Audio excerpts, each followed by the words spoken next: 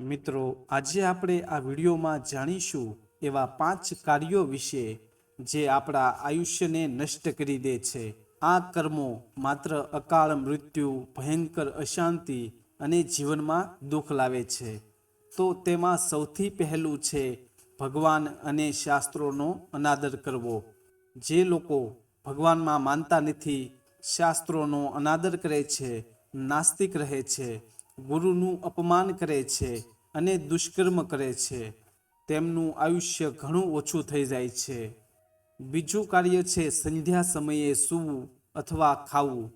જે લોકો સંધ્યા સમયે ખાય છે અથવા સૂવે છે તેમનું આયુષ્ય પણ ઓછું થઈ જાય છે। શાસ્ત્રો કહે છે કે જે વ્યક્તિ સંધ્યા સમયે ઊંઘે છે, ભોજન કરે છે, તેનું જીવન નાશ પામે છે। જે વ્યક્તિ દેવ આરાધના, ભગવાનનું ચિંતન અને મંગળ કાર્યો કરે છે તેમની ઉંમર અવશ્ય વધે છે। તેવા લોકો પરલોકમાં સુખ પ્રાપ્ત કરે છે। ત્રીજું કાર્ય છે ગ્રહણ કે મધ્યાહન દરમિયાન સૂર્ય તરફ જોવું। જે વ્યક્તિ ગ્રહણ કે મધ્યાહન સમયે સૂર્ય તરફ જુએ છે તેનું આયુષ્ય પણ ઓછું થઈ જાય છે।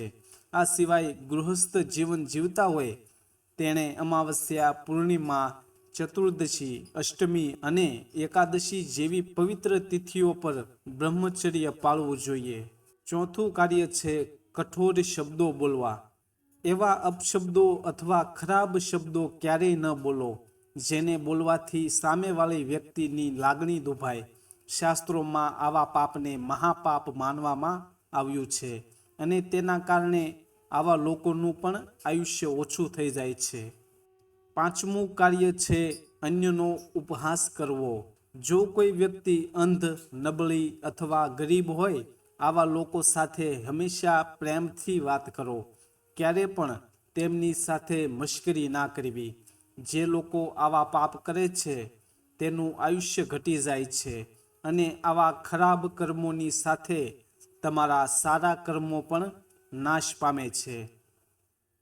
તો મિત્રો, આ એવા 5 કાર્યો હતા જેને કરવાથી આપણું આયુષ્ય ઘટવા માંડે છે અને આવા કર્મોને શાસ્ત્રોમાં મહાપાપ કહેવામાં આવ્યા છે।